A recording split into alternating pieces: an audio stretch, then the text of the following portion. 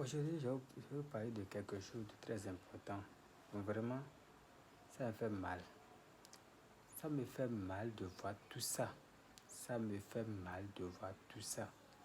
Nous sommes dans quel pays? Nous sommes dans quel continent? Et en plus aussi, nous sommes dans quel siècle? Actuellement, nous sommes à plus du 21e siècle. 21e siècle. Mais pourtant, la colonie continue. La colonisation continue, la colonisation continue. Mes frères, ça fait pitié. Ça fait pitié. Mais laisse-moi vous dire quelque chose. Il y a des dirigeants des églises, disant pasteurs, des faux pasteurs, des faux prophètes, qui ne verront jamais Dieu après leur mort. Après la mort, ils ne verront jamais Dieu. Jamais. Ils ne verront jamais, jamais, plus grand jamais Dieu. Pourquoi je dis ça? Je vais vous expliquer. Calmez-vous. Toi, dirigeant, soi-disant pasteur, ta mission c'est quoi? C'est conquérir les âmes pour Dieu.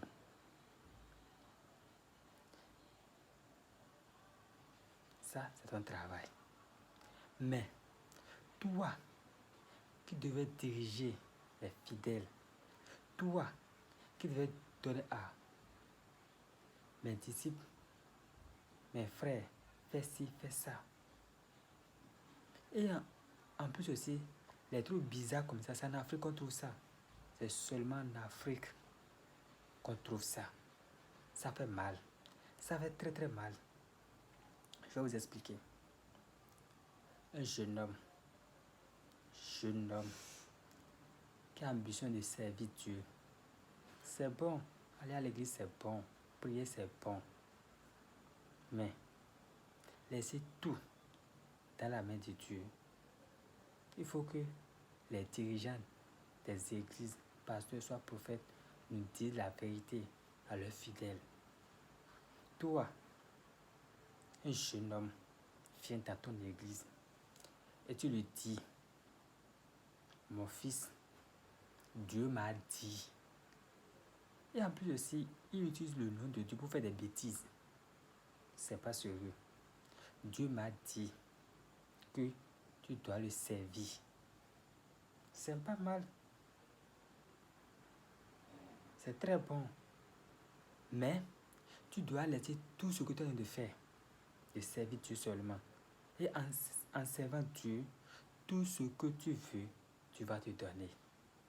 Ce qui implique lundi à l'église, mardi à l'église, mercredi à l'église, jeudi, vendredi, samedi et puis dimanche.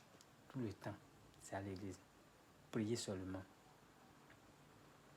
Et toi, pasteur, tu cautionnes ça. Toi, faux pasteur, tu cautionnes ça. Je te jure, après ta mort, tu ne verras jamais Dieu. Et comme tu es représentant de Dieu, que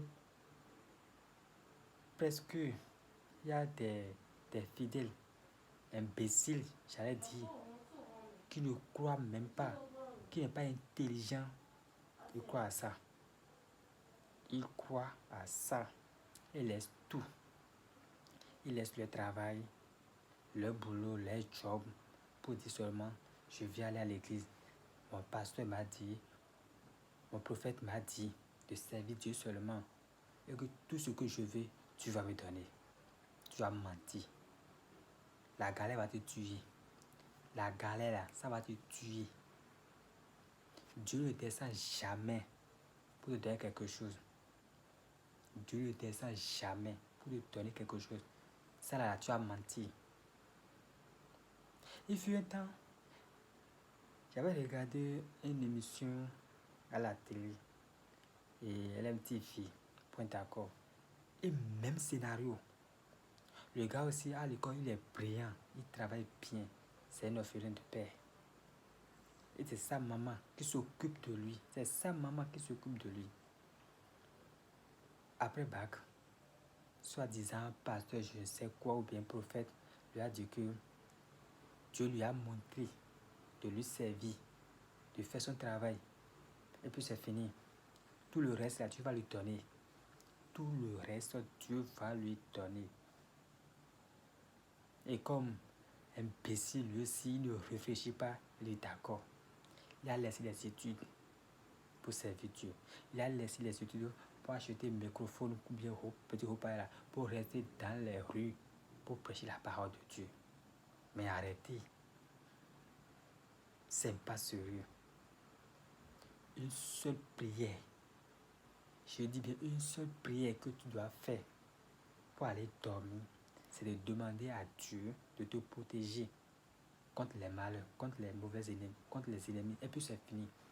Le reste, si tu demandes travail à Dieu, tu dois te lever très tôt le matin pour chercher le travail. Parce que Dieu ne paie pas foutu. Dieu ne paie pas foutu. Et c'est comme ça que c'est passé. Et toi, prophète, après avoir dit ça, tu dis au jeune garçon qui a la force de travailler, qui a la force de travailler pour lui-même, pour sa famille, pour nourrir sa famille, tu lui as dit de laisser tout ça et de travailler pour Dieu. Et lui aussi, il t'a cru. Il a continué de faire ça. Mon frère, tu vas mourir de la faim. Tu vas mourir et tu ne verras même pas Dieu. Et comment dire, l'autre là, et la vie éternelle là, tu vas mourir de faim et tu penses que en mourant comme ça, tu vas aller au paradis. Non, c'est l'enfer profond que tu vas partir. Enfer profond là, c'est là-bas que tu vas partir. Non, les faux prophètes, les faux pasteurs, c'est vous qui détruit l'Afrique. Il faut servir Dieu avec intelligence. Ne vous en faites pas, hein. Je parle avec des preuves. Il y a un groupe,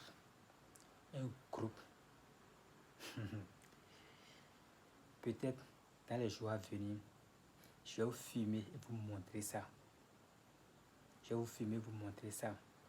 Et c'est un groupe de personnes, parce que actuellement je suis au Bénin, c'est un groupe de auto, je ne sais pas quoi. Et ils quittent à Pau. Pour aller à Réveil ou bien je ne sais pas trop. Et puis rapide. Et il fut un jour, l'un d'entre eux est passé devant notre boutique pour demander l'eau à boire. Bon, quelqu'un te demande de l'eau à boire, tu dois lui donner à boire. De l'eau, c'est la vie. Il lui a donné l'eau. C'est une dame. Elle est fatiguée. Il a donné l'eau à boire. Et après un instant, elle dort. 1 heure après, elle s'est réveillée. On lui a demandé, est-ce que tu as mangé aujourd'hui? Elle a dit oui. Le matin, on lui a donné du thé. Elle était d'accord. Mais tu vas où comme ça?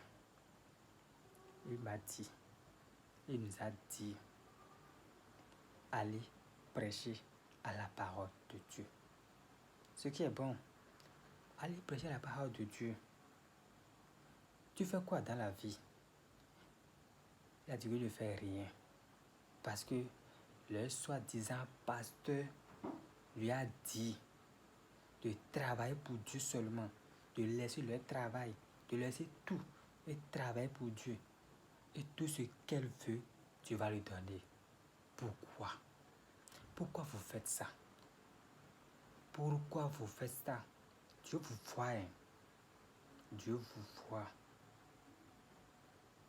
Toi, prophète, soi-disant prophète, bien pasteur, tu dis à tes fidèles de ne pas travailler, de travailler seulement pour Dieu. Mais je me demande, toi, qui veut prêcher la parole des autres pour ramener des âmes à Dieu. Avant de parler de Jésus, avant de prophétiser sur quelqu'un, avant de parler de Jésus à quelqu'un, la personne n'est pas bête. La personne va te regarder d'abord d'en haut jusqu'en bas pour voir comment tu es. Ça fait un. Comment tu t'habilles, comment tu te portes avant de t'écouter. Si la personne est intelligente, elle va te dire, mon frère, c'est bon. Donc, je te suis. Je te suis. De venir à l'église comme toi, pour être comme toi. Non. Même ta manière de faire, ta manière d'agir, tout ça là, ça peut conquérir quelqu'un de venir à Dieu. Toi qui ne trouves pas à manger, toi qui ne fais rien, toi qui ne sais même pas comment va payer le loyer, toi qui après 30 ans ou bien 35 ans, tu viens encore chez tes parents pour dire papa, donne-moi un peu, maman. Et c'est toi qui viendras prêcher la parole de Dieu à une personne qui travaille déjà, ou bien à une personne qui travaille à la banque, ou bien à un directeur africain. Africain, réveillez-nous. Ne mettez pas le nom de Dieu dans la bouche pour tromper les gens. Et vous aussi les fidèles. Dieu a dit dans sa parole, mon peuple périt de manque de connaissance. Si l'un d'entre vous, si votre pasteur lui a dit de laisser tout pour travailler pour Dieu, et après ça, Dieu va donner tout ce que vous voulez. Il faut lui demander si Dieu viendra payer votre loyer. Non, il faut servir Dieu avec l'intelligence. Il faut servir Dieu avec intelligence. C'est tout ce que j'ai à vous dire. Mais ne vous inquiétez pas. Dans les jours à venir, je vais vous montrer la vidéo du groupe dont je parle. Et vous-même, vous allez voir comment les gens souffrent. Comment ils ont pris un couteau ou bien quoi pour boucher les oreilles des gens. Non, c'est pas sérieux. À la prochaine.